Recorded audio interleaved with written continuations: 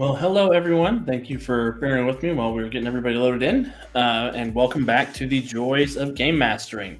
Sorry I missed you guys last week. Origins was last week, and I was finishing up some last minute preparation, so wanted to make sure I got in today. And apologies if my voice is a little hoarse. I have been speaking extensively throughout the last weekend, and it's been a great time. There's been a lot of fun Mutants and Masterminds, a lot of fun other games. Now, if you all want to talk about that tonight, we could talk about that a little bit tonight. But the main event for tonight is combat design, specifically for Mutants and Masterminds. But any of the several of the things I'm going to talk about this evening will be applicable for any role-playing game. So please feel free to settle in. Please give me your questions if you have them, and we'll sort of jump in. I see Rachel's here. I see Mrs. Yeti Whiskers is here, who's new to me, but nice to meet you. Warden Maximus is here. Simon Wentworth and Ken Farm are here. Yeah, the gang is all here. Over the last couple of weeks, I asked the M&M Patreon to provide me with a couple of sample powers that you want me to sort of build a combat encounter around. So we're going to be working with that. And I've got some general questions to answer. So I'm going to start with the general questions because Ken was nice enough to bring up some things to specifically talk about. Ken asks, I don't have a specific build in mind, but a few things I feel are useful when talking about encounter building, starting with what are my favorite alternate objectives in a combat. Like, what do I like doing beyond turning each encounter into a slugfest? And I am a huge fan of ensuring that there are no slugfests in a role-playing game combat, especially for a superhero role-playing game. Superhero role-playing games are, I feel that every combat encounter needs to serve a purpose to the plot, because superhero games, the objective isn't to kill bad guys, take their stuff, and become more powerful.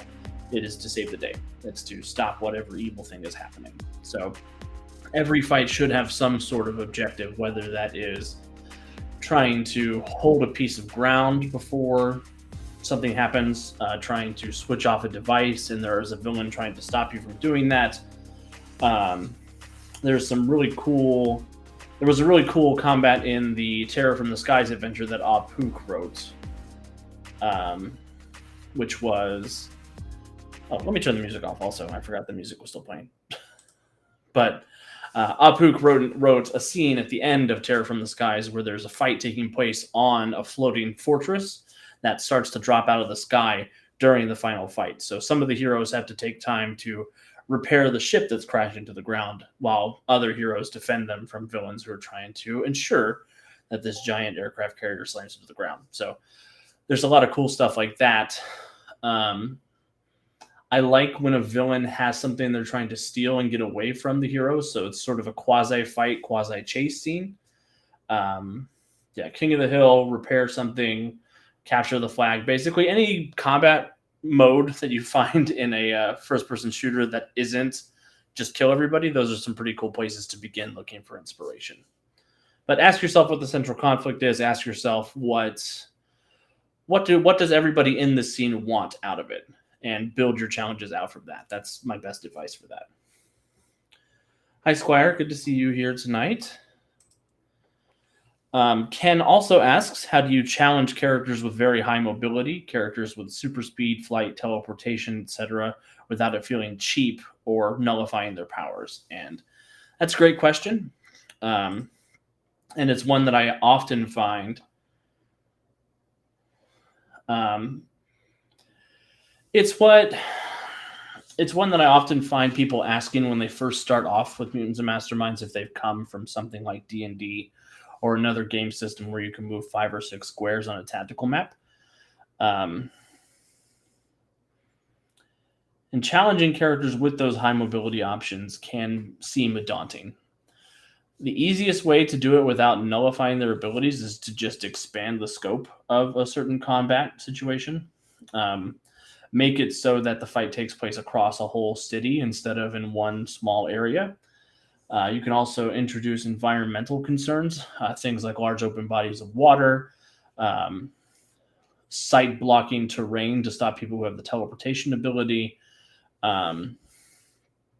things that make navigating the board more hazardous for the people, so they feel like they have to stay in one place. You can also endanger or put up a situation that they feel closely about to ensure that they remain in the area. So have the villain give them a hero point and say, "There's if you leave this area or you reach a certain speed, something bad will happen to you."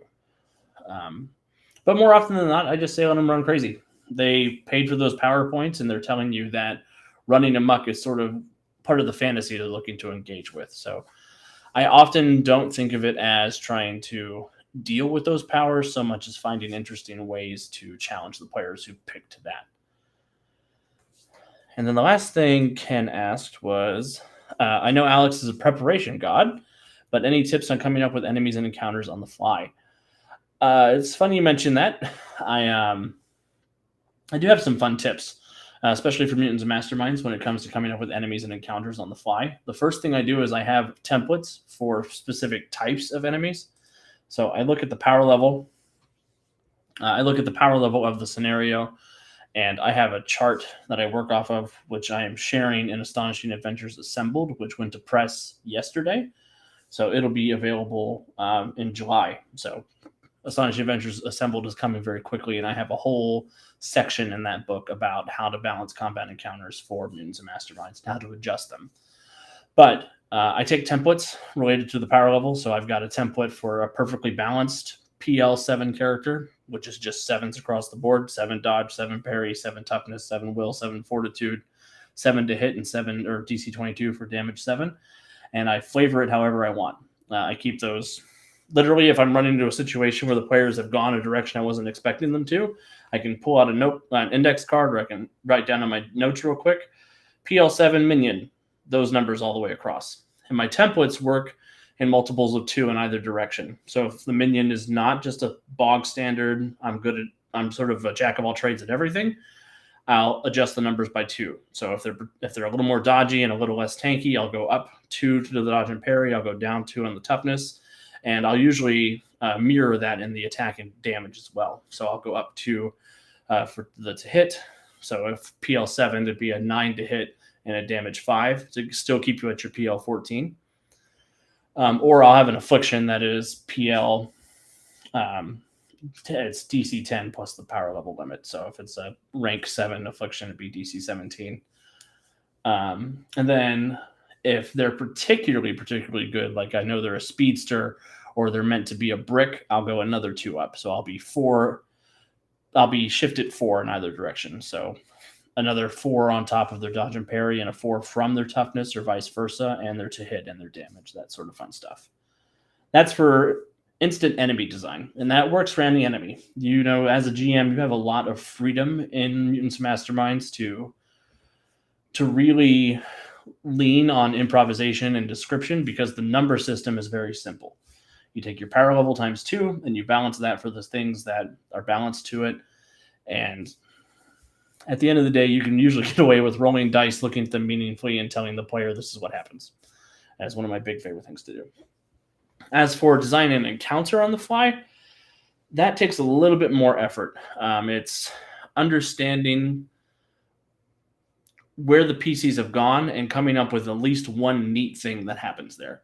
One environmental effect or one hazard that they have to contend with, and designing the whole scene around that one interesting thing, if you're doing it very quickly as a response to something your players have done that have surprised you. Because they'll focus on that one thing. If there's one thing that isn't a rectangular room, it feels like a very well thought out encounter to a lot of people, because sometimes you wander into a lot of rectangular boxes that are flat, and everybody just punches each other until they're unconscious, which is standard game design, but it is not often my favorite. I really like encounters that take place in interesting locations or have an interesting wrinkle, like a new objective, or there's a third party between the two groups of characters that are fighting with each other, just something like that. I actually had this question. I was running Mutants Masterminds this weekend for some teenagers who hadn't had the chance to play before, and that was really fun, because they started off doing the magical lesson near the school that they all went to, and they noticed some people smuggling in a crate down a cliff face, and the cliff face was the interesting objective there, because the cliff face was a 100-foot drop that the players had to contend with, and none of their characters had very high movement abilities. So that created an elevation difference between them and the Russian goons that they were attacking. And the goons had a crate, which became an objective for the heroes. They're like, we need to know what's in that crate. We want to stop the Russians from hiding it or destroying it or whatever. They got down there, and when they did, the crate turned out to have a baby dragon in it. So they got to have a little fun adventure with that. But after the adventure was over, the kid was like, I know we took the dragon up and we got a truck and we drove it back to its mom. But what would have happened if we'd taken the Russians' boats? Or if we'd have done this and we'd have done this? And I was like, well, we're making it up together, so we would have figured it out. It's just I followed along the direction you guys went and looked meaningfully. It's a ton of fun. Yeah, if anybody has any other questions about encounter design, we will continue on. So please let me know. But tonight's goal is to create 2 combat encounters, particularly for the power sets that the patron handed me over the course of the last couple of weeks. So we have a couple of powers from patrons.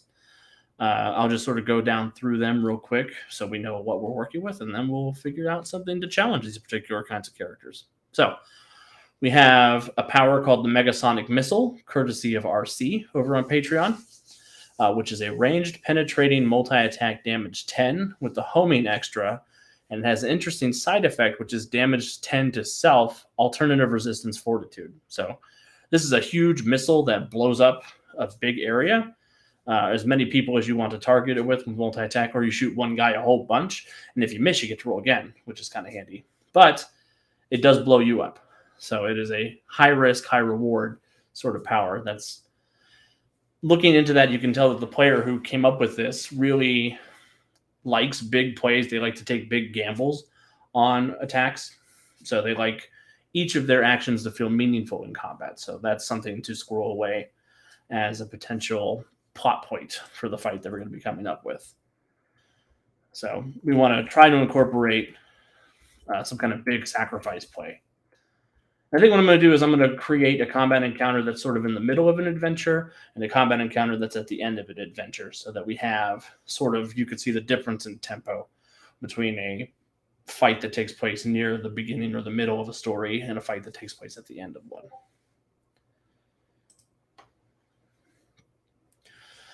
Temporary 673 says, or have certain NPC took over your club and try to take over in your stead. I'm not sure what that question is referring to, if you can clarify for me. And I hope Masks and Mayhem streams again really soon. If you're asking if Green Ronin is going to be streaming again soon, we do have a live stream this Friday called Crisis, in which Steve, Troy, and I, and a couple extra players will be trying to rescue people from natural disasters. I made my character for that today, and he's really cool. Squire asks, do I create DCs for challenges based on what a real thing might be, quote unquote, say a steel wall they need to break, or do I scale it some based on power level? With DCs are interesting. I often scale things based on the individual player who I think is going to perform the task, because players like to be challenged for things they know their characters are good at. And you could sort of gauge which character is going to do what when you're doing when you're doing encounter design and adventure design. This is if I'm writing a scenario for my game in particular. If I'm writing a scenario that I know is going to be consumed by other game masters and used in groups, and I don't know anything about the players, I use our sort of default assumption, which is DC 15 for something that's normal, DC 20 for something that's hard, DC 25 for something that's very hard, DC 30 for something that's almost impossible, and DC 35 up is meant to be, you have to roll really, really high to get this. And I'm a big fan of the rank chart with example toughness for things in the Deluxe Heroes Handbook as well. But if I know who the players are, I will often look at whatever roll I know they're going to make for this, and I'll just add 10 to it if I wanted to make an average difficulty. Because whatever their modifier is plus 10, they're going to succeed on that about half of the time. And if I want to make it more difficult, I'll add another 5 on top of that. If I want to make it less difficult, I'll subtract 5 from that. It's just a fun way to play with averages and sort of predict what your players are going to do.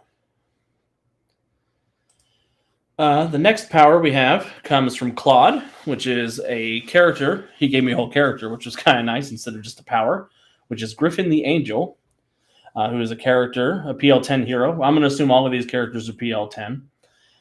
With a winged flight power, impervious toughness 12, dodge and parry 8. He has the non-lethal training advantage from the Time Traveler's Codex and improved critical on 2 effects.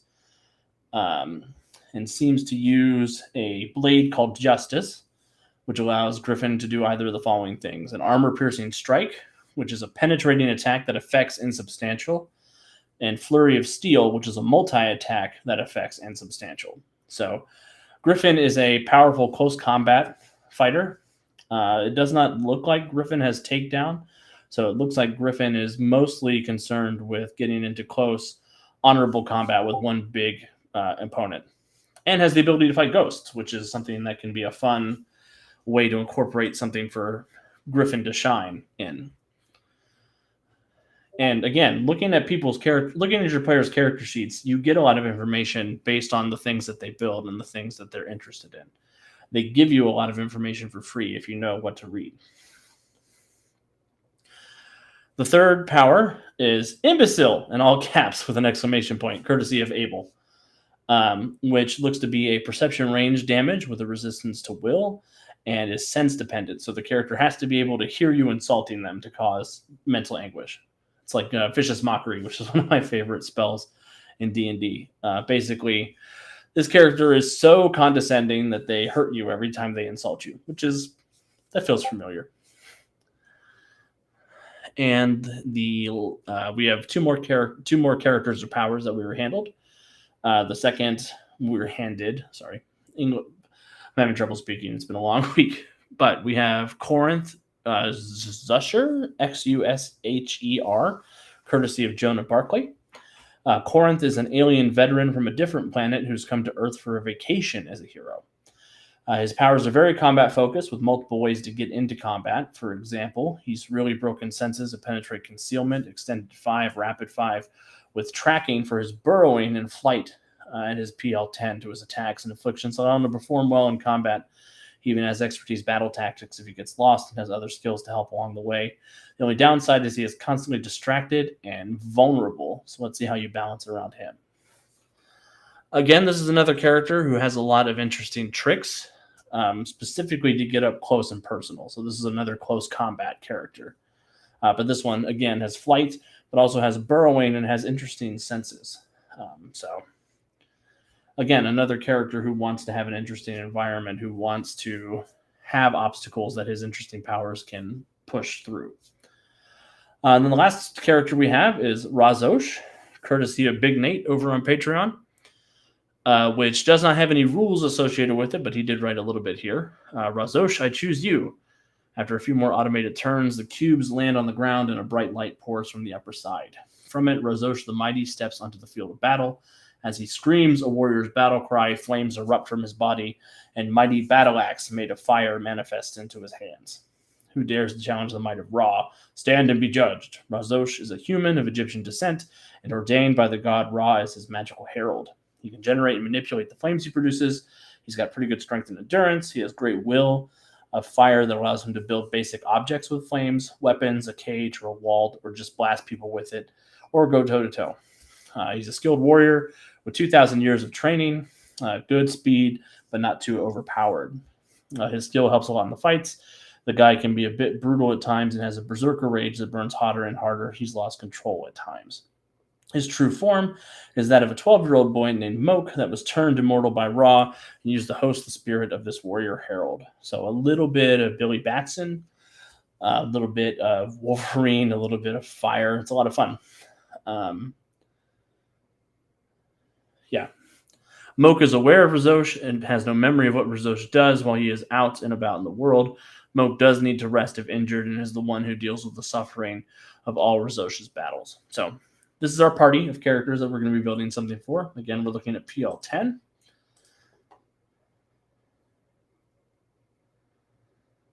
Vicious Mockery is so fun. Or as I know her, my mom. Oh, Squire. Yeah, I get it.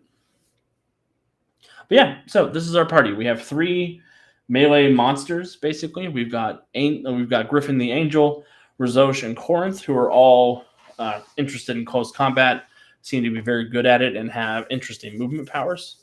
Griffin can fly, Corinth can fly, Razosh can fly. I think. Let me go check. No, Razosh doesn't fly. He just runs really fast. Okay.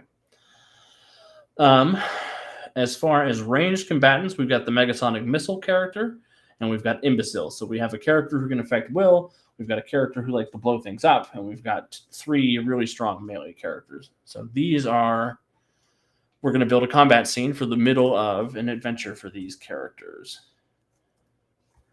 So this scene represents the introduction. Oh, and again, I'm sorry. I actually am able to share my screen this time. RC can send me the sheet for Laserhawk if I want the character behind the Megasonic Missile. I think we're okay for right now. But I can share my screen now. So that's good news. Laserhawk, I hardly know her, Hawk. Good to see you, Claude. I'm glad you made it. But yeah, so the scene we're going to write right now is a scene that represents the introduction or the middle combat scene in a given adventure. Our heroes, just to minimize a lot of things, we have 1 Megasonic Missile, 1 will affecting character, 3 melee monsters, 2 of which can fly. So these are our heroes. And there is a bit of a theme to them. They feel like they are sort of a reckless group of people other than Griffin the Angel, who sort of feels like the adult in the room. They are characters who have... I can clearly picture this group of characters together. They almost have like an anti-hero feel. They could be part of like a Project Freedom or a Suicide Squad. Or even like a Justice League Dark or a... what's that group that Etrigan was in the New 52? There was it was set in the Middle Ages, and Etrigan was there, and Vandal Savage was there. I don't remember. If anybody remembers, let me know.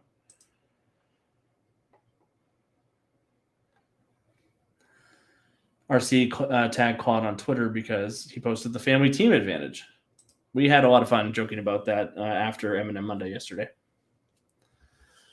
So this scene represents the introduction or middle combat scene in a given adventure. We've got these sort of anti-hero types. So I think the adventure that we're working with is the characters have been hired to go somewhere and cause some trouble.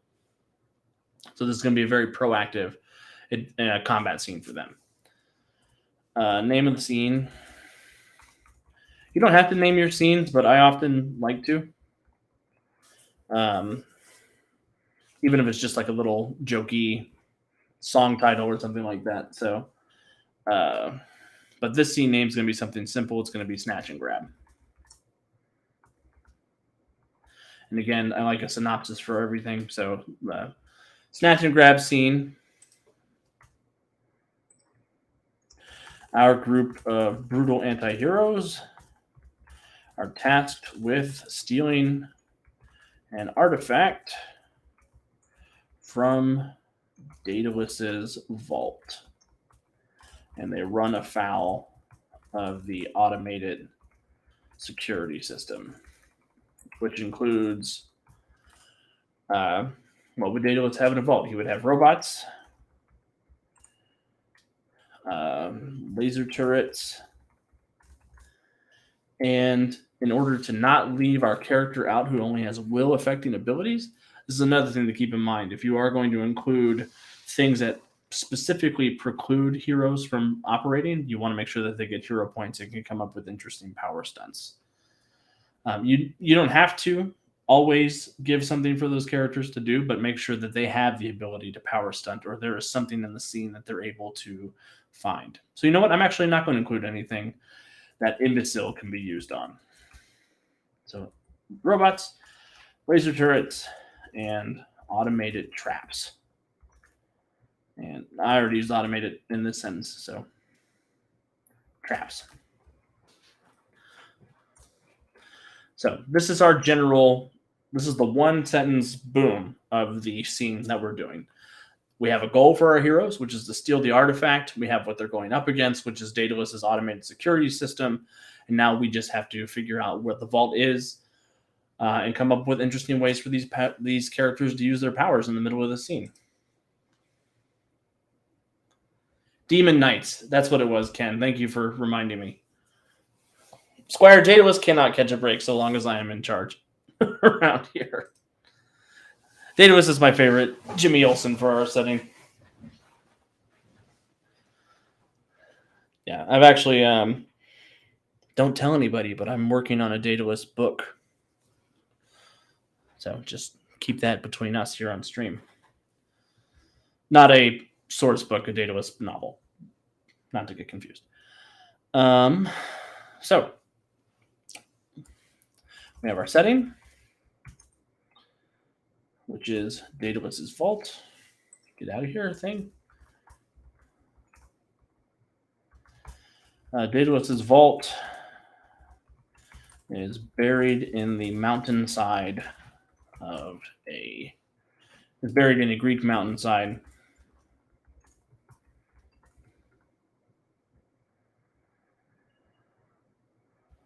And features state-of-the-art security, all designed by Daedalus. The most precious stuff is buried near the bottom, behind layers and layers of steel doors, robots, and automated defenses.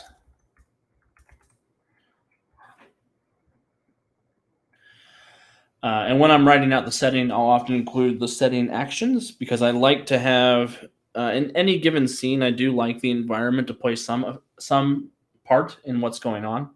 So I like to give the environment actions.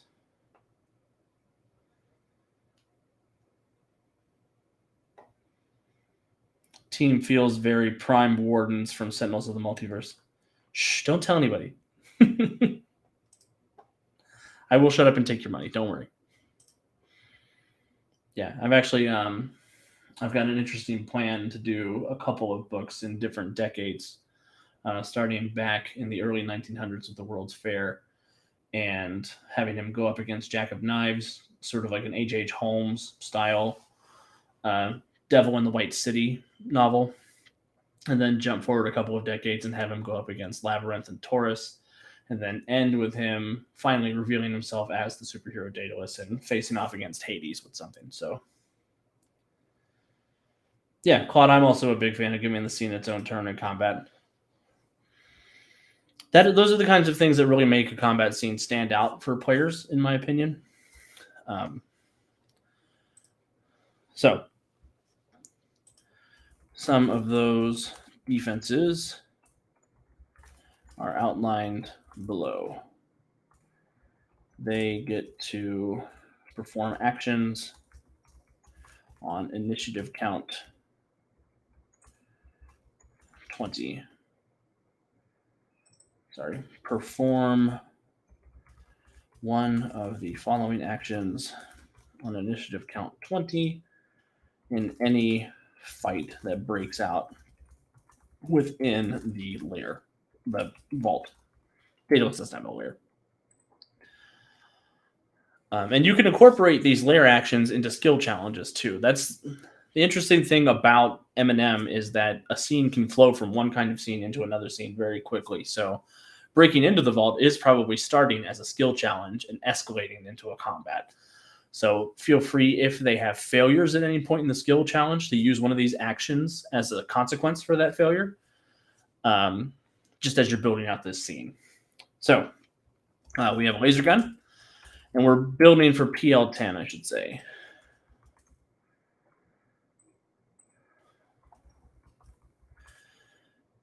This automated laser gun makes an attack against one PC.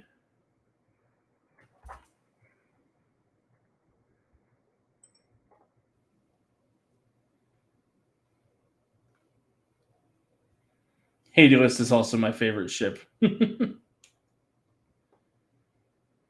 I can think of one reason Griffin the Angel would be down for raiding Daedalus's vault. He has reason to believe the object is stolen. It's not theft if he's returning it to its original owner. Yep. That's where you get really deep. When you really know your PCs, you can come up with reasons. That's the adventure hook part, right? That is the beginning of the adventure, trying to figure out what motivates them to go here. And if we want to talk about that, we could talk about that during another Joy of Game Mastering. How to hook PCs and how to get them involved. But Daedalus's Vault has automated laser guns that can make an attack against one PC per round. This attack is damage. We'll probably make damage 8. And that's sort of a gut thing. Damage 10, I tend to associate with very like superpowered attack, almost like tank shell and up. I tend to reserve for damage 10. But damage 8 is higher than most conventional small arms, and it will affect most superpowered beings. The attack is damage 8 and has a plus 10 to hit. The laser gun has toughness 10. So the heroes do have the choice to destroy the laser gun. But this is Daedalus we're talking about, and he's got laser guns all over the place. So if a hero destroys the laser gun, another takes its place in 2 rounds. And some of this is going to create some bookkeeping for you as a GM, but don't be afraid of that. A laser grid is another good option. Laser grid moves its way down the hall, threatening. And Daedalus isn't going to do the Resident Evil thing and make a big cube grid. River Dancing Chips, we can do River Dancing Chips isn't great here, but we can do a lot of river. We can do a lot of that. It'll be fun. Squire Cortez needing to break into his vault to steal his recipe for Daedalus's baklava is my go-to adventure arc. That's what's up. COD, some of the other characters that I'm working around in the story are Jack of Knives. The Centurion is another character who's going to have a presence in it. It's going to showcase their first real interaction together and sort of the discussion to form the Freedom League. A couple other things I've got in my outline. And there's because I love traumatizing people, there is he has an assistant that he has in the beginning, the first book, and she gets older as we go from story to story, because I think Daedalus has trouble forming lasting relationships with people, but when he does, it hurts every time watching them grow old and move on with their lives. So she's a real timekeeper for the story, as like she's a young woman and then she's married and then she's a grandma and then doing all that fun stuff. I'm going to specify this as an incapacitating laser grid that moves its way down the hall. This attack is a line area damage 10, or a line area affliction.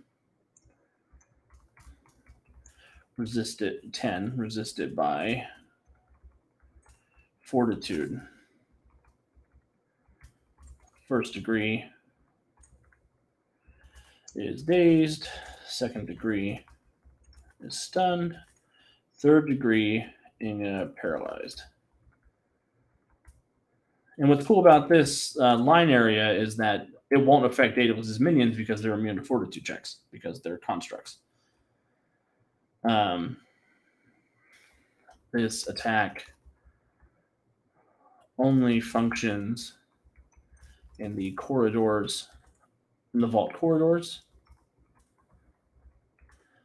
but affects every target that isn't allied with Daedalus in the hallway. Yeah, the robots themselves are going to be more characters in the scene, so they're not going to be something.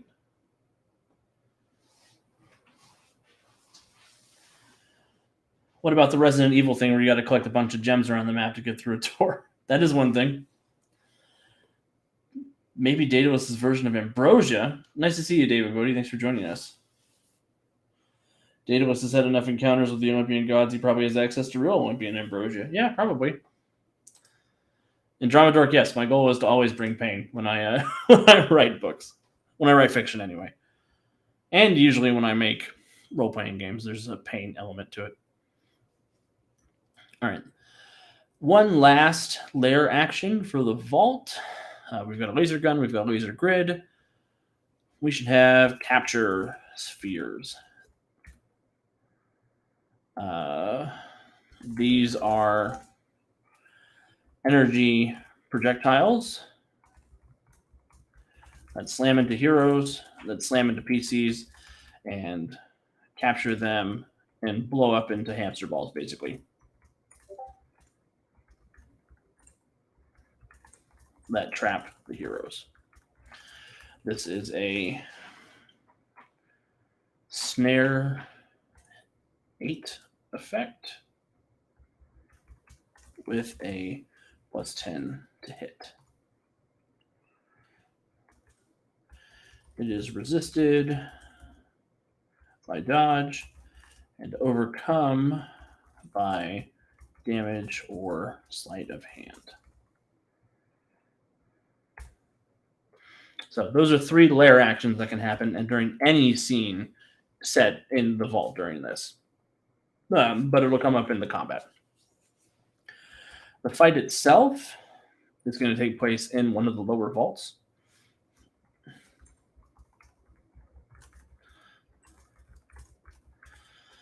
In a lower antechamber of the vaults.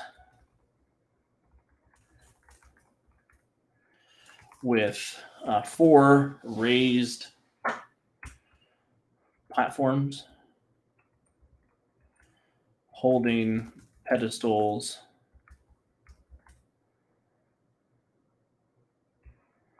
holding treasure-bearing pedestals.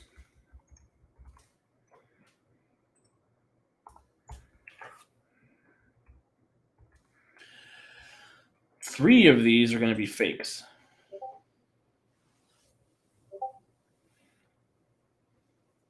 Yeah, Simon, you're right. The affliction would have to be selective to not affect Daedalus's allies.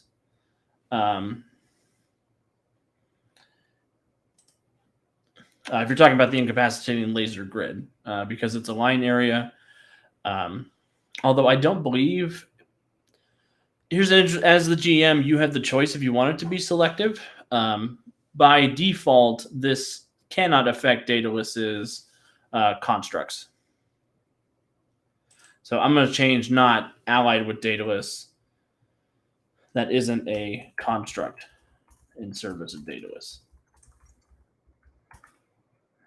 Because the robots are immune to fortitude effects, so it doesn't need to be selective for them because it can hit them and not do anything to them. The capture fears are targeted, so they have to roll to hit whoever they're hitting, so it doesn't need to be selective. But that's up to you as a GM if you want to make any of these effects something that can be hacked into or tampered with by the heroes. That can be an interesting additional step, but we're not going to cover that here in the combat scene, basically. The combat takes place in the lower antechamber of the vaults with 4 raised platforms holding treasure-bearing pedestals on the 4 walls of the room. It extends up about, we'll say 100 feet. So we've got room for flyers to fly around in here. And is 50 feet across. This is a very small chamber.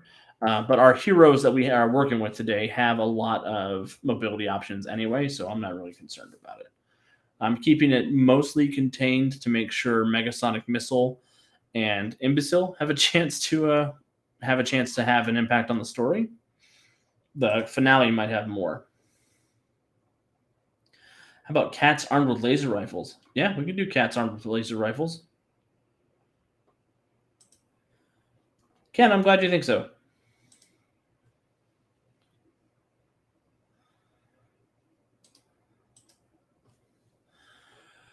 And then the challenge here, again, the objective of the heroes is to get this artifact. But I'm going to say that the 4 raised platforms have 4 identical looking treasures, and only one of them is the real one.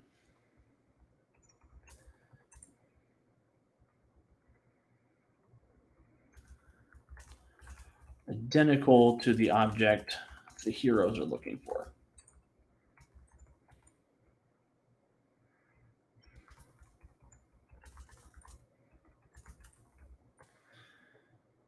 And this is an interesting wrinkle because we know that our hero Corinth, given to us by Jonah Barkley, has the ability to penetrate concealment, but not the ability to penetrate illusions.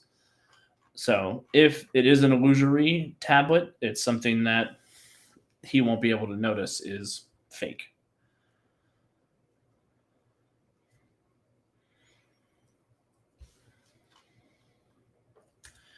The room, there are, and this is something I'll also do a lot of the time, is I will do to make my encounters modular, to make them something that can be adapted for any sort of, for most kinds of groups.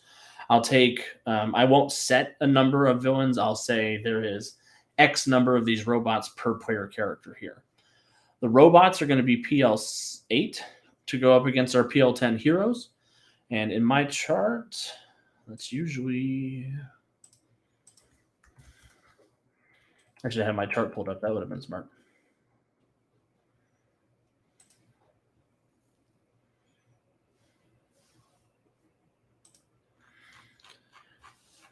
But generally, when it's equal power level, it'll be, you can have the same amount of characters as there are if everybody's the same power level. With power level 2 below, hold please. Yeah, power level -2, I can do 2 per hero. So with there being 5 PCs, we can have up to 10 of these robots. So there are 2 PL8 robots, dataless robots, per PC present. That's not something you'll generally have to worry about because you should be able to know exactly how many people are showing up so you can design your encounters that way, but I don't always know how many people are going to be playing the game when we release something. So we have an objective, get the tablet. We have a difficulty, which is there are 4 identical ones. So there's going to be a consequence for grabbing the wrong one. We'll come up with that in a second. We have who they're fighting, the dataless robots, and then we have layer actions for the room as well to make things really interesting. And to create some control situations and to create some additional attacks against the heroes. These robots are not going to be minions because dataless would not do that. So if you are going to make them minions, you can add even more of them in. Generally, in regards to minions, I like to say that you can usually do up to another.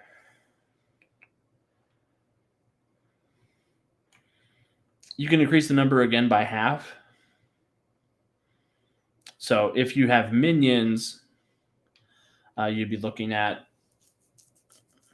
probably 3 per hero you can get away with without seriously overwhelming the heroes. And if they have takedown, you can increase that number even more. You can do like 4 per hero and they'll be fine. Or if they have a lot of area of effects. A lot of it comes to repetition with the system and sort of understanding how long you generally want a combat encounter to go for. I've found that my ideal length of a combat encounter is about 3 rounds. If I can do something in 3 rounds, it's fun enough for the heroes that they're able to accomplish their goal, but it doesn't drag things out forever, in my opinion, especially if you have a very limited time set. So that's our setting. These are our antagonists. The goal. Acquire the tablet of baklava.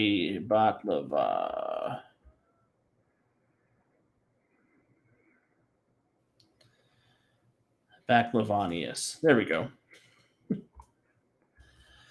The heroes have been sent to steal this tablet from Daedalus for whatever plot reason you need. The difficulty stems from defeating the robots and picking the right tablet. Now, this is a situation where I'm going to pull a little bit of fun GM shenanigans for Mutants and Masterminds, because you always have the option to do GM Fiat as an M&M GM. No matter what tablet they pick the first time, it's going to be the wrong one, and they're going to get a hero point for it. That way, you know during the first round of combat, that's it. And we have to come up with some reason that acquiring the tablet is a standard action, so that if there's a speedster, they can't just run up and touch all of the tablets and see what happens.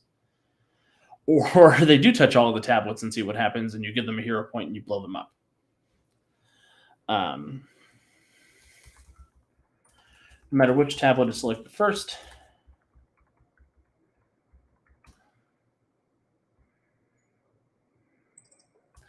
they cannot pick the correct tablet first,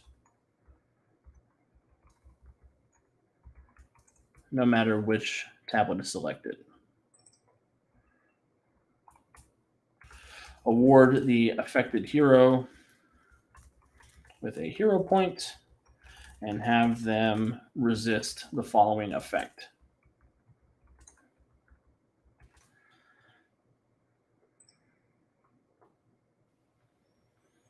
Yeah, a win-win scenario is a lot of fun.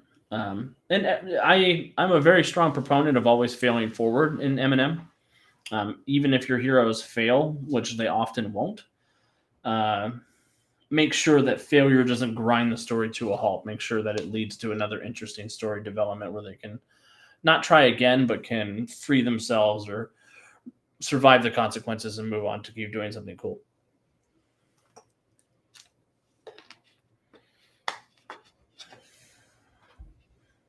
Yeah, fail diagonally. It's good for you.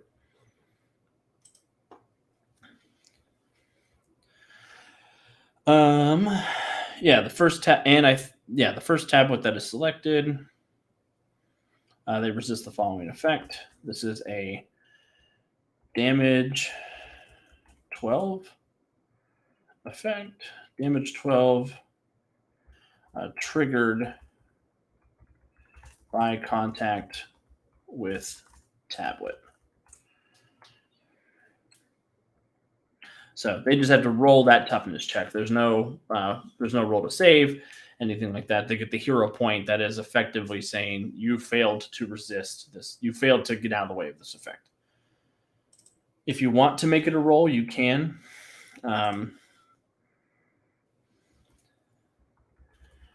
Generally allow this to auto hit, but if that feels too mean to you as a GM, make an attack with a +8 to hit their vulnerable parry DC.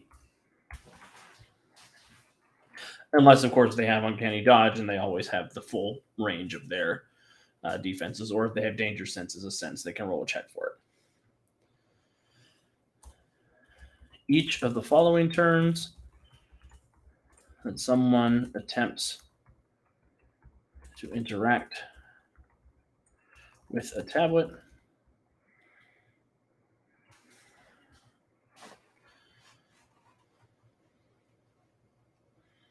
actually, I think we need some kind of skill check or something for them to roll, or a powers check to acquire the tablet.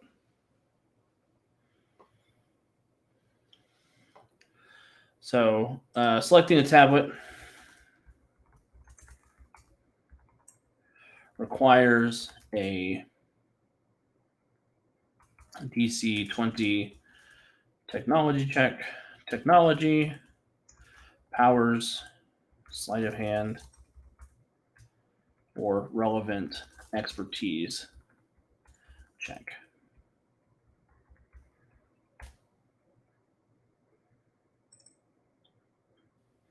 Not selecting, accessing a tablet. That way they can use the technology check to overcome the lock. If they have a phasing power, they can roll a powers check to try to phase through Daedalus's defenses. Sleight of hand is what we generally use for picking locks, at least until the Valiant book comes out. We've expanded the skills a little bit in the Valiant book. Or if they have a relevant expertise like thievery or artifact acquisition, anything like that that they can explain it to you. Leave it open to player interpretation. All right, so each of the following turns that someone attempts to access a tablet, roll a d20 on a result of 1, 2. So there's 3 of them left after the first one gets your hero point. So that means there's a 66% chance that you'll fail. So what is 66% of 20? Somebody who's good at math should tell me that, or I'll pull up a calculator.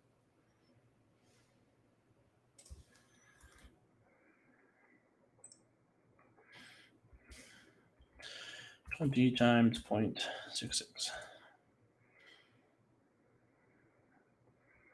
So yeah, 1 to 13.2. So we'll say 1 to 14 is you select the wrong tablet. On a result of 1 to 14, the player has chosen the wrong tablet and must suffer the consequences again.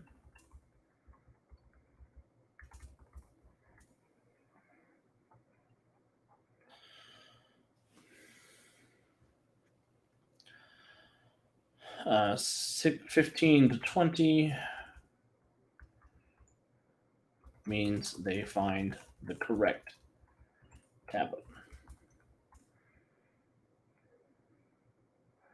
On the third attempt, roll a d20. An even result means the hero has selected the correct tablet. So it gets easier with each round, but that is 3 rounds worth of difficulty, or 3 turns worth of difficulty for the hero to overcome in order to be successful with this. Now, we have our goal. We have what they need to do. We have who they're going up against. In order to make this a little bit more difficult for the heroes, I'm going to say that the robots are able to use their interpose to jump in front of a tablet pedestal before a hero can interact with it. And that will essentially boil it. You'll have to be able to deal with the robots in some capacity before everybody can try something.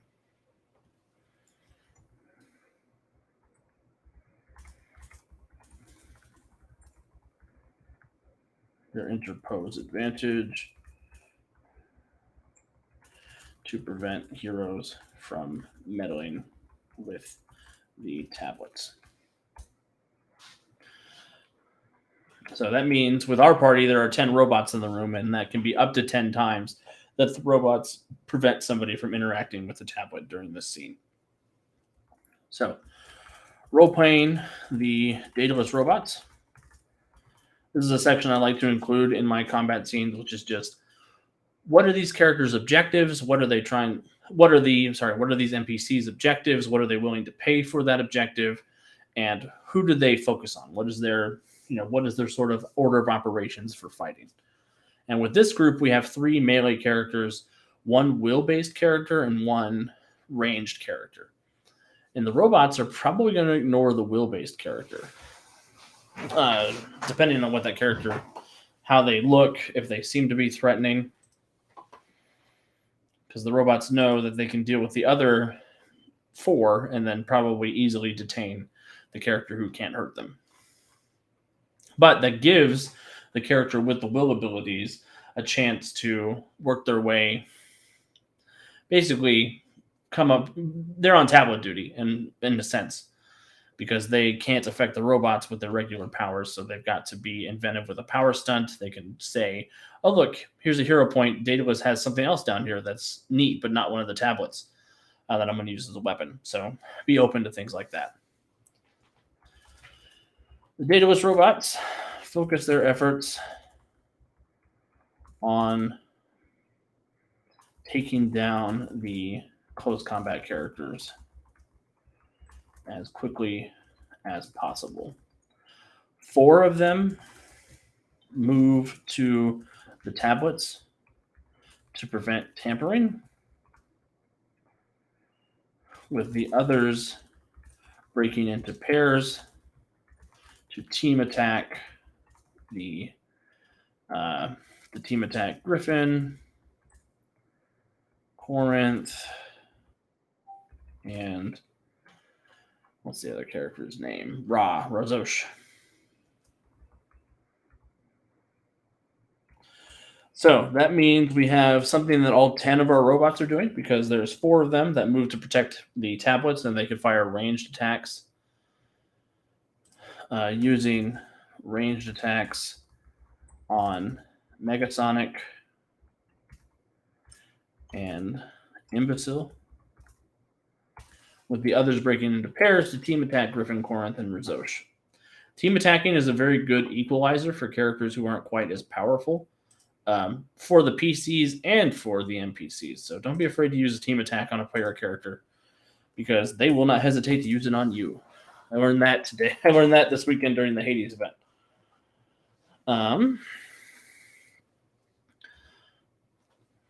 So that's the first round of combat. The robots, that's how they sort of prioritize their targets in the first round of combat. And that's all you really need for tactics, is that first round of combat, and then understanding what they're willing to pay when it comes to an NPC. What are they all willing to die for this? Are they willing to be destroyed? Do they run away to get help after their numbers are reduced to a certain number? In this instance, I'm going to say that these Daedalus robots are programmed to ensure that this tablet never leaves this room, so they are willing to fight to the end. If you want it to be a little more elaborate, you could say once their numbers are reduced by like 3/4, one of them attempts to summon additional support from elsewhere in the vault. But this scene is in the middle of the game, so I don't really need that long of a combat here. This is an interesting challenge, but the idea is to acquire this tablet and propel the story forward. So these robots are designed to ensure that this tablet never leaves this room and will fight to the bitter end.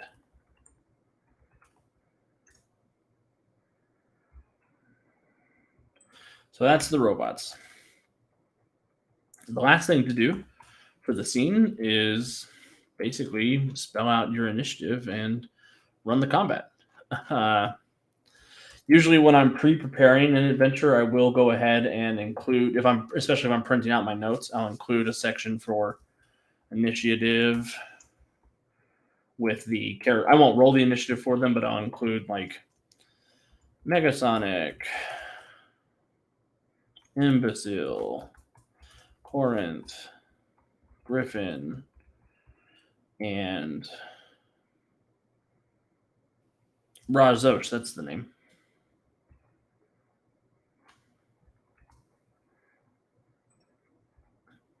And then I'll put a couple tabs in, and I'll put Daedalus robots. With this many opponents, I'll generally give them 2 or 3. I'll break them into 2 or 3 initiative counts, so that there's 5 robots here. So yeah, I would probably do 2 initiative counts, so that it's not the heroes go and then 10 robots go. It's the heroes go and 5 robots go. The heroes go and 5 robots go. And then, of course, there is the layer actions, is what I'll usually put in my notes. And they go on initiative 20. I'll also generally roll initiative for the bad guys in advance, so that you're not looking at me rolling everything up and putting them into tabs. One of my quote unquote favorite things about being a GM is listening to everybody yell their initiative at me when I'm not ready to write it down yet, and then asking everybody at the table again anyway. um, but generally, with enemies like this, I'll either roll it or I'll sort of designate. Okay, it'd be cool if the first group of robots went on 15, and the second group of robots went on 10 or 8 even. So you don't wind up in a situation where again everybody rolls and you wind up with all 10 of your robots going at the same time. Uh, with this type of encounter, I will also go through and make sure I've got notes for the character, like the briefest of notes that I need for the characters. I'll write down the defenses, so the laser gun, enemy stats basically. Laser gun is toughness 10. It's an unattended object, so it doesn't have a defense. They have to hit it and then have to roll a toughness check against it. It has a laser blast that has +8 to hit, or it's +10 to hit, +810 to hit, and DC 23. Is that right? Yeah, damage 8 +10 to hit. Laser grid. I'll write down line area 5 by 90 feet so that I know how wide of a space we're dealing with. Hey Nate, welcome in. Thanks for babysitting. No, Ken, I'm here to help. So please, I know it's a bit of a learning curve. It's something that it takes a lot of practice, and it's just doing it really. I mean, I've been writing M&M encounters for the last 11 years, 12 years, something like that. So it's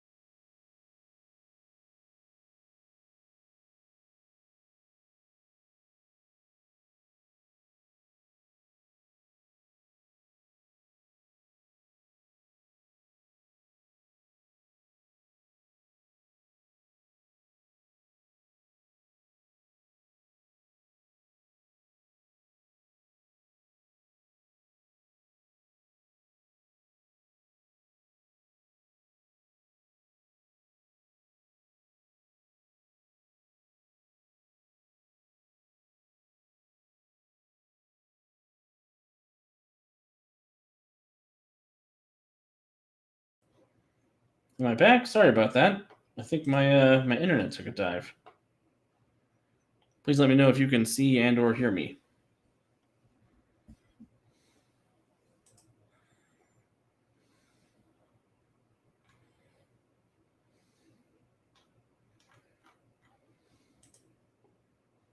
Oh, I'm back. Good. Thank you. Sorry, but I don't know what happened. My internet was like, haha. So sorry about that. But like I was saying, um, Ken, it really just comes down to understanding a little bit of basics about some general ideas for encounter design, making sure you have an objective, making sure the environment is interesting, and just writing up what you think the villains are going to do. So it's like any other muscle. It takes a little practice, and you can definitely. I'm sure you'll definitely be creating faster encounters in no time. But with the laser grid, yeah, again, like I was saying, I include these little enemy stats down here so I know what I'm dealing with. There's no to hit for this because it's an area of effect, but I will generally say the to hit DC. So they need to dodge 20 and then DC 20 or DC 15, depending on success.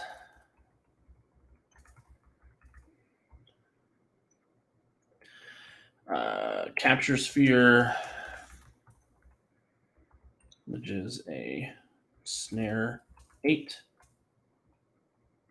plus 10 to hit, DC 18 dodge. And if you want to, you can put DC 23 toughness here.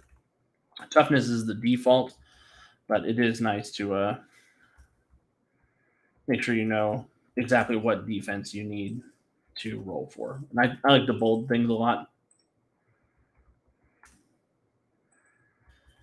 I did have the great pleasure of meeting RC and Rachel in person at Origins this year. That was great. We got to hang out and chat about game stuff, and they played in one of my games, and they got to Rachel got to play in the Hades event, and RC was a wonderful Hades minion for the event.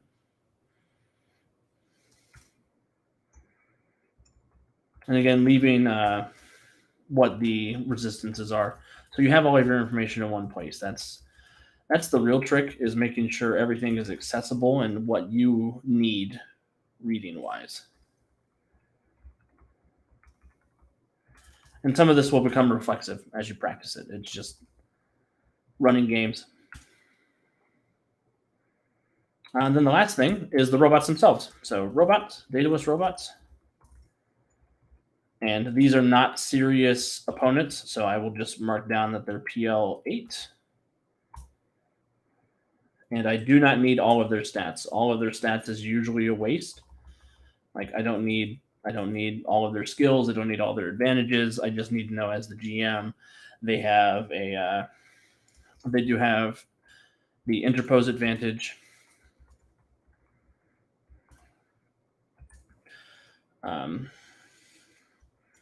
Skills wise, you generally want to know what their athletics is in case they get grabbed, and just make their athletics whatever their strength is plus 2 or 3 or something like that. Yeah, you can take the time to stat them all up, but I don't. That is over prep in my opinion. But you just generally want to know a couple of their relevant skills, like perception, if they're going to be guarding something, and they're going to be making perception checks. If they were the kind of minion to do a lot of stealth checks, you'd want to know that too. But generally, in athletics and a perception is good enough to get you where you need to go. You want their defenses, so dodge, and generally with characters that are not as full fledged as a regular like supervillain, I'll just make their dodge and parry the same because it's not that deep.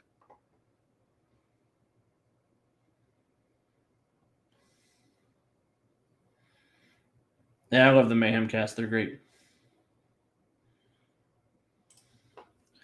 And generally with robots like this, I tend to make them very, especially something Daedalus would do, they'd be very jack of all trades. So across the board, dodge and parry 8, toughness 8, fortitude immune because they're constructs, will immune because they're constructs, which that's going to be a real hassle for Imbecile. So just make a note somewhere.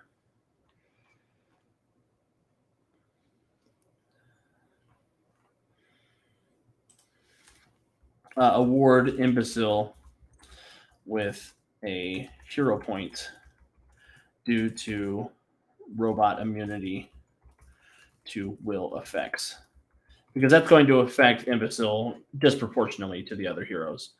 And you want to challenge everybody, but challenging one person the hard way is less fun. Yep, so defenses, offenses. I'll usually include initiative modifier here. We do that in the books too. And I don't roll initiative for them, but it's nice to know initiative if you're the kind of person who wants to compare initiative modifiers if there's a tie. I generally default to letting the heroes go before NPCs, but it's totally your choice. They have close attack, and because it's not that serious, it's plus 8 to hit. DC 23, and ranged attack, plus 8 to hit.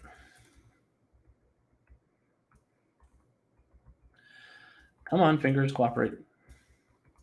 DC 23. I don't generally specify exactly what those close attacks or ranged attacks are, just to give myself freedom to be descriptive and to be narrative. So you can say the robot raises their hands and a repulsor blast flies out of its palm and slams into Imbecile. Or they cock back and they punch you with a super strength, or they grab a baton and they try to beat down Corinth. Just whatever makes sense and be consistent. But you don't have to be married to any one specific kind of attack. Because mechanically they function the same way. It's just finding interesting ways to describe things. And with that, we have designed a combat encounter. Yeah, and this is sort of the way this is what I go about. I start with a combat scene. I name the scene. Usually it won't be something like snatch and grab, but I wanted to give an example. I write down a sentence about what the point of this encounter is, what the sort of obstacles are going to be. I'll do the setting, which is a description of the setting in general. If I need any flavor text, I'll also include that in here. Like if there's anything in particular I want to write down before the scene begins, like if I want to describe the room that they're in, or if I want to write a monologue that's going to get ignored, anything like that, I'll just put that in there, along with lair actions or environmental hazards. If you want to think of them as less active things, these are just like, is there a pit? Is there high wind? Is there a vehicle passing by every couple of rounds? Anything like that. And then you want to spell out how many opponents are there in the scene to go up against, and if there's any special circumstances to award a hero point for, which doesn't have to be the villain is immune to this. A hero point can be given for there are innocent people in the scene. There's a loved one of the hero nearby. The heroes are in their secret identities and they have to sneak away to change before they can jump into the fight. Anything like that. I also include the goal. So the goal of the heroes, and generally the goal of the antagonist is the opposite of the heroes. But if you're in a situation where there's multiple parties, I would spell out the goal of each individual group in that scene. So if there was another group of people here trying to steal the tablet, or a group of people who are there trying to destroy the tablet, and what happens when each group succeeds. Role-playing or you can call this role-playing the Daedalus robots, Daedalus robot tactics. You can call this whatever you want for the enemies in your scene. But generally, what do they do on the first round? What are they willing to pay? And how do their tactics change as the scene goes on? These robots are very simple, and the scene itself is meant to be sort of in the middle, so it's not climactic. So their tactics don't have to be that deep. And then your initiative section,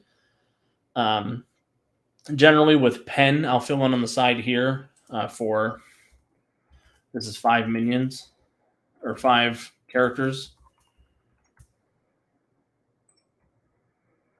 5 characters.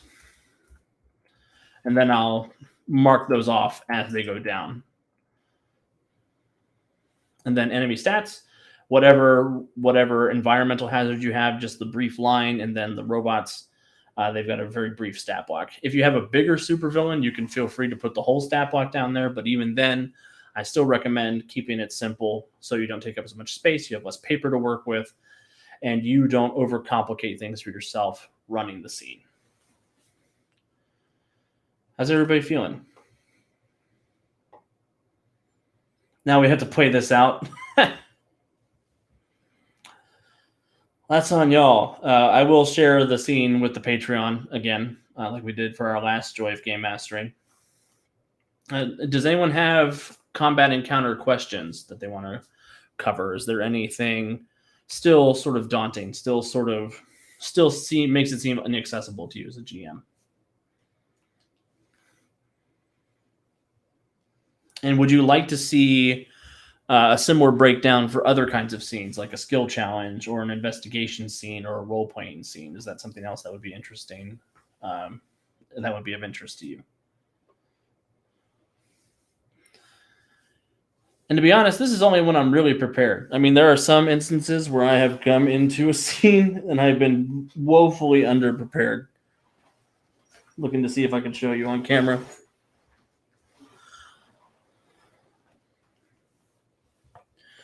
How would you deal with somebody with either multi-attack or penetrating? Multi-attack is really interesting because multi-attack, it has its own built-in penalty. So it's not necessarily something that is quite as difficult to overcome because there's a risk and a reward element. So when somebody wants to make multiple attacks against people, they suffer that penalty to hit. So they can attack as many people as they want, but it is more difficult for them to succeed, and it sort of comes out in the wash. Generally, with people who use multi-attack a lot, I will say that attracts a lot of attention from the villains who are like, that is a character who is trying to kill all of us at once. Let's dogpile them. So have your villains and antagonists react naturally. If somebody is doing something that flashy, they're going to attract a lot of attention. And that's true for multi-attack. That's true for people who are destroying vehicles. That's true for people who are just big, ostentatious targets. Because at the end of the day, the villains want to succeed. GMs generally don't want the villains to succeed, but the villains themselves want to. Penetrating's less obnoxious because I have few villains that I usually put impervious toughness on. There are some that it's relevant for, but honestly, penetrating, you hit the character and your ranks of penetrating go through, but generally the toughness on somebody with impervious toughness is high enough to get over it. And if a situation comes up where somebody one-shots one of your villains and it's too early in the scene, always be willing to hand over a hero point and explain why it doesn't work. You don't have to say, I'm giving you this hero point so I can reroll. You can say something like, your attack seems to have no effect on this character for a brief moment, or something like that.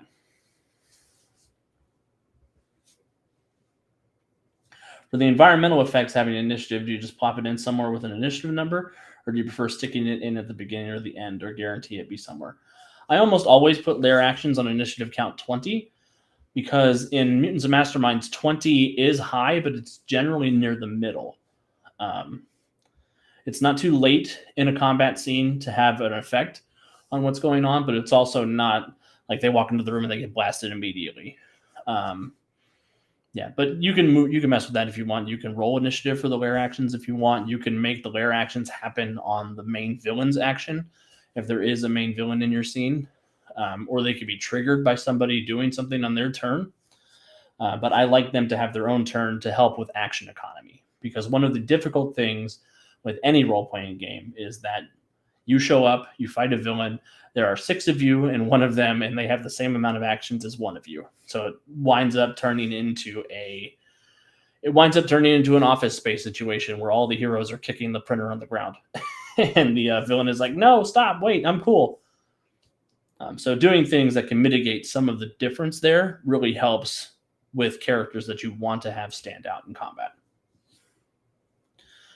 Some folks have said encounter should have things for each person to do, +1. So if 3 players, the actual fight, plus 3 other things like civilians or environment. What do you think of that? I like that. That's that is very good for a scene that you really want to stand out. Something like that can be a little involved if the scene in question isn't meant to be is it meant to be the finale, or is it meant to be something that lasts for a long time? Um, yeah, that's not a bad philosophy to have.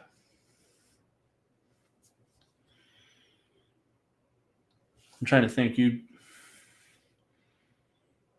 So the fight is the +1 basically at that point. You've got one thing for each character to do, and the fight at that point. So it can be a little involved, but it's not a bad way to go about doing things. Yeah, I would say a better ratio would probably be have one thing to do per 2 player characters, because then you're not just coming up with things for the sake of coming up with things to hit that threshold. But there's still something. I like to split the party in half, basically, where there's a big fight, and then there's something that some of the other heroes can focus on that's not a fight. And it comes down to your players. I mean, you know your players better than anyone does. Um, if they like having a bunch of things to do, or their characters are built to do a lot of things, make sure to honor that. Make sure to pay attention to that. Players who like to do a lot of things that aren't fighting will have a lot of skills. They'll have a lot of advantages. They'll have a lot of utility powers. So, I think it was Rajosh who had the ability to create fire constructs. That's something to consider when you're, build basic objects with fire. Yeah. So that's Rajosh wants to have something to do in the environment. And in this particular scene that we did, Rajosh could use that fire control to put a fire wall around 1 or 2 of the tablets so that the robots can't use their interpose to jump in there. That is something that you can do to honor what Rajosh put on the character sheet as an interest of theirs. And again, 2 of the characters can fly, so they don't have to contend with the staircase going up.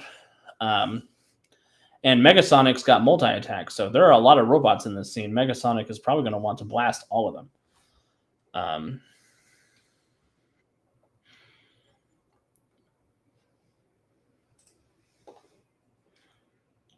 Any other questions, or do we want to try to build a finale encounter in the next 30 minutes and see what we can come up with?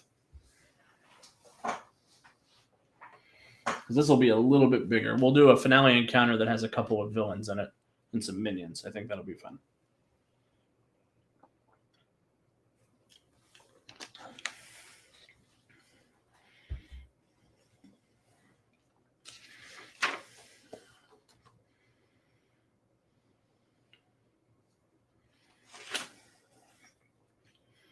Yeah, I'm looking to see if I have any of my any examples of how it plays out in my own horrible handwriting.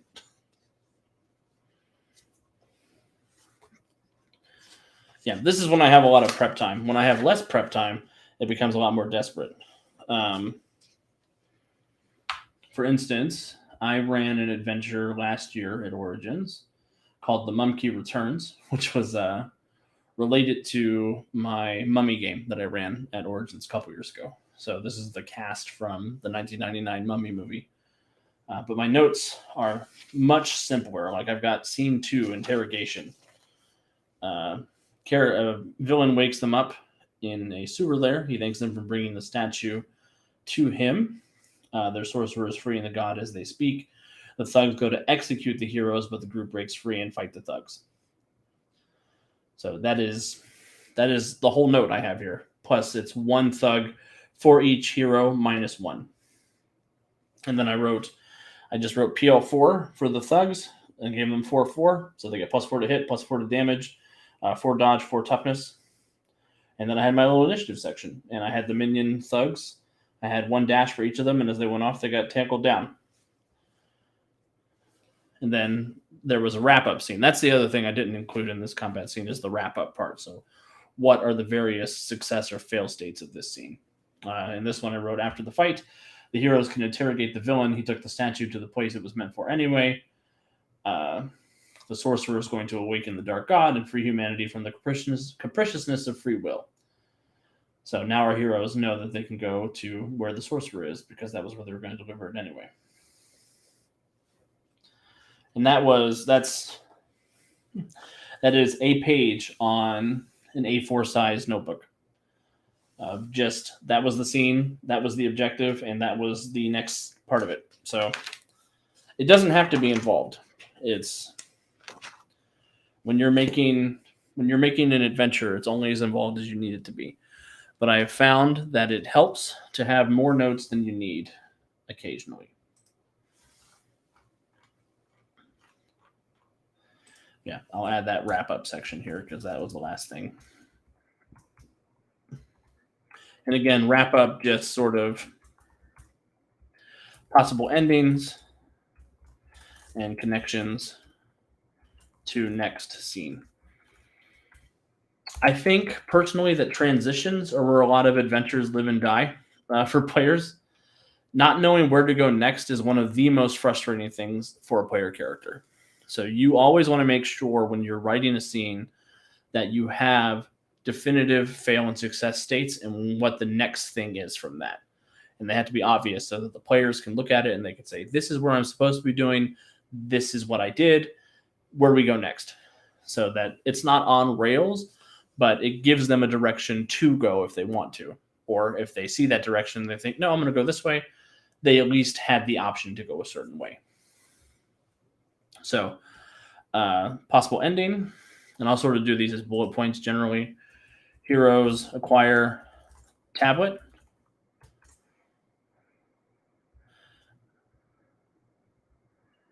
Skill challenge to escape vault as the final contingency plan. As the final contingency kicks in, and Daedalus attempts to bury them under the mountain. And then that would be the next scene would be that skill challenge. Heroes fail to acquire tablet. The robots knock them unconscious. Because again, remember M&M, nothing is lethal unless you state it has lethal intent. So even if the villains beat the heroes, they don't necessarily kill them. In fact, I would argue that generally you don't want them to kill them because supervillains want to brag. They want to monologue. Or in this case, Daedalus doesn't want to kill people unnecessarily unless they're going to get away with an apocalyptic device. And they wake up in one of Daedalus's power dampening cells without their equipment.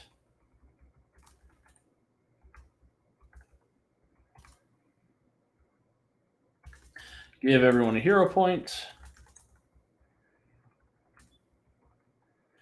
The next scene is an interrogation by Daedalus and a skill challenge for the heroes to attempt to free themselves from the prison. So some scenes will have different, like more than 2 fail or success states. Generally, I like to have a success, a partial success, and a failure state. In this instance, the full success would be escaping the mountain. The partial success would be getting the tablet, but getting buried under the mountain and having to fight their way out or dig their way out. And then the failure is being captured by Daedalus.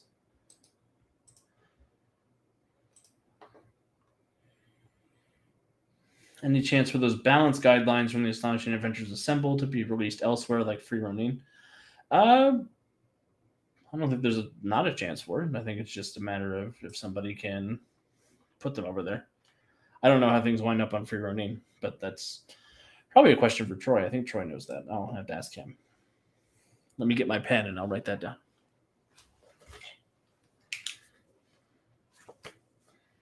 Oh, I found a check in here. That's nice.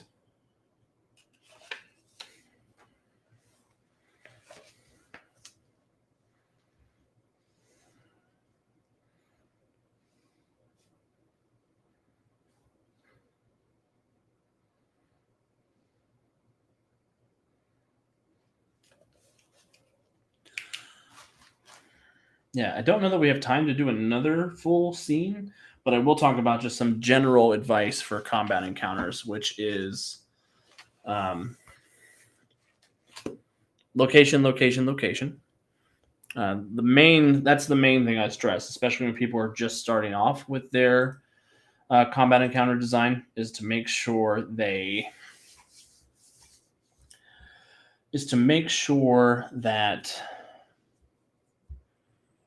your fight happens somewhere interesting, especially with a superhero game. You do not want to set a fight in a rectangular room that doesn't have any identifying features.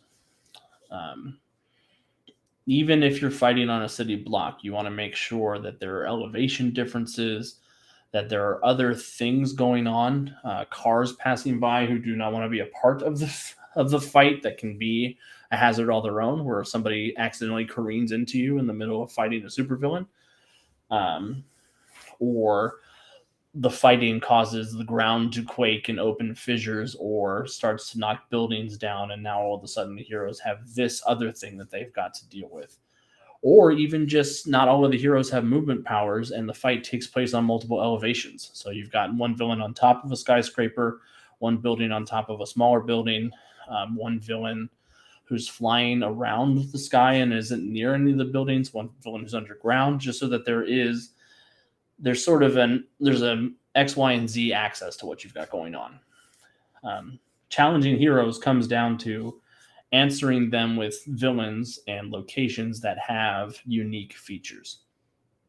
They don't always have to be automated defenses. They can be just general environmental hazards or opportunities for interesting shenanigans. Like if you're fighting in an aquarium, what happens if you break the glass on one of the tanks? What happens if somebody picks up a penguin and throws it at somebody? Just write a couple of things to give yourself inspiration and build from there. That's the best way to go about it. Thanks for tuning in, RC. I hope you have a great rest of your night too. Location, location, location. Another thing I like to do for encounter design for M&M is to build villains with different power levels, so you have something to challenge everybody. Your characters are generally the same power level, but when you're building villains that are lower power level, you can give them more power points, so they've got more interesting tricks. You can diversify the powers of the villains. Always make sure that there is something unique for each of the antagonist characters to do, so they stand out, and try to build them to be an opposing force for at least one of the heroes. So with the heroes we had tonight, Imbecile, having Imbecile fight robots is always good because they're immune to his effects. But even mirroring Imbecile against a strong idiot who might have a low will save, but can do a lot of damage to Imbecile's body if he gets close. Or Griffin the Angel, make sure that there is somebody for Griffin to fight that can also fly and is a skilled swordsman, so that they have a mirror match, or have a burrowing character or somebody that Griffin has to lose some of their advantages to face off against this villain. Megasonic, make sure it's somebody who has the deflect ability, so that even though Megasonic is firing off this big salvo of ranged attacks, there's a chance that the deflect either nullifies them entirely or sends them back at Megasonic to stack on top of the side effect damage that Megasonic is taking. So just little things like that. Look for opportunities to match people up.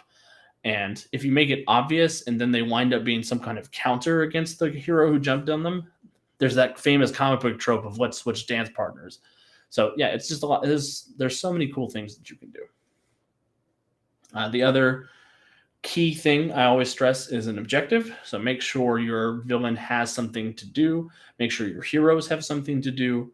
And those things can be the same thing, or they can be completely different things that are happening at the same time. Just all sorts of fun stuff like that. Yeah. But I think that's all we'll do for combat encounters tonight. How did you feel about this, y'all? Has this been helpful for you? Is there another topic that you'd like me to cover when we get back together in 2 weeks? Because I have some ideas. but I want to hear from you all. See what you think is troubling you as a game master, because I'm here to help.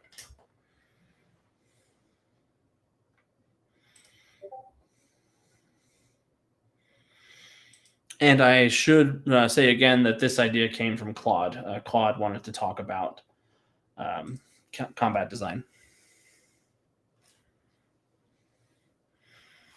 In particular, I want to talk about convention games next because I've got them on the mind, because I just got done with Origins and I've actually got some other cons coming up here in a couple of weeks. So I've got some preparation I'll be doing for those. If that's of interest to people, it could be convention or one-shot games, or if you're looking to run M&M for your friendly local game store as a demo, sort of things like that. I'm glad it was helpful, Ken. I really am. I know it can be sort of daunting because a lot of people begin GMing for heroes who are often told, no, you can't do that. And then Mutants and Masterminds characters are all about, yes, of course you can do that awesome thing. You don't have to grow into being awesome. You just start off that way. So it can be a big change. I'm glad, Squire. I really want to help people become better Mutants and Masterminds GMs and to demystify some of it. Because I know it can be a lot. It's a learning curve like anything else.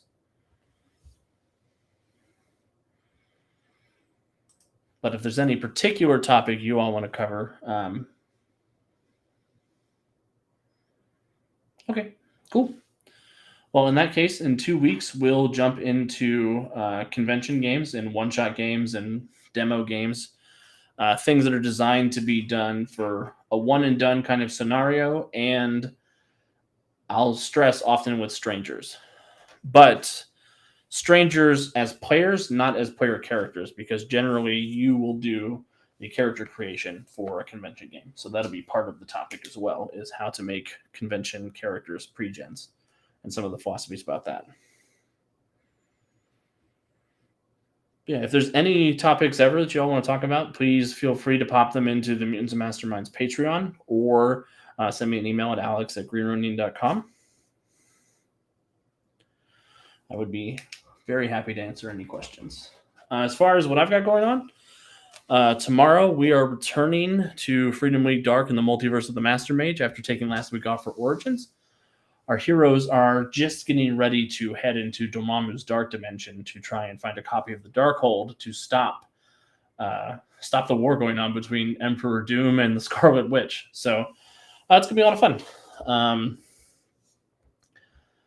Otherwise, we'll be here again. Always check out Thursday on Thursday with Troy and whoever Troy gets to speak that week. Age is a wonderful game line, and I'm happy that Thursday is continuing to happen. Next Monday, we'll be back again for Mutants and Masterminds Monday. And yeah, I don't think I have anything else to chat about. Thank you again to the M&M Patreon. Keep an eye over there in the next couple of days. We're going to be releasing the scene that we did tonight as an example for people to download and pull from, as well as beginning our first. The other thing is we're going to be doing our first Mad Libs and Masterminds challenge, which is we're going to release 6 villains in 6 locations, and you all get the chance to vote on it. And whatever comes up as the 2 most popular options, Steve or I will have to come up with a short adventure outline for that character in that location. Simon says an opponent with burrowing, that would give Griffin a challenge. Another way to do it, having an encounter in a tube station in central London. Yes, those are deep enough that his wings are useless. That's true. Yeah, moving. I try not to make every character's life difficult, but if there is a fun way to make 1 or 2 characters' lives more difficult in the environment, always go for that.